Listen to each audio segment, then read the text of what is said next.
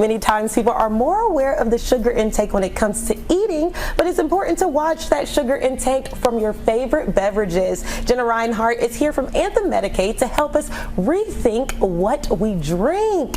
So we often have no idea. I know I don't have any idea how much sugar I'm actually drinking. So what are some ways we can check for our sugar intake on our favorite beverages? Yes, there can be a lot of sugar hidden in our drinks, and not being completely aware of it can be kind of harmful.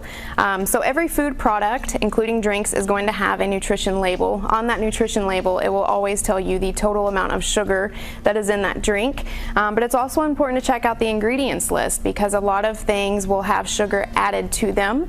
And sometimes it can be kind of hard to figure out what's been added, because sugar is disguised as a lot of names like glucose, fructose, like brown rice syrup. There's lots of different names for sugar, so it can be kind of tricky, but definitely checking out the nutrition labels is where you're going to find that information. Yeah, because those names, sometimes I'm like, is that sugar? If it has an O at the end, but what are some implications that a drink has too much sugar in it? So the American Heart Association recommends that we have, for females, 24 grams of sugar a day, no more than that, and for males, 36 grams of sugar a day. The average American typically eats twice that amount. So it's important to check your food labels so you know how many grams are in certain certain drinks, because you could drink one orange juice and it actually has, even though it's 100% oranges, it could still have quite a bit of sugar added to that, and it could, even in one drink, exceed your sugar intake for the day. So what are ways that Kentuckians can make sure they're consuming sugar in moderation, especially over the holidays where we have punches and drinks and all that? Yeah, so it can be helpful to maybe limit having those high sugary drinks for those special occasions. So maybe having like one glass of that punch at Christmas or Thanksgiving, whatever holiday you're celebrating, and then try to maybe balance that out with some low or no sugar drinks, things like sparkling water and fruit infused water.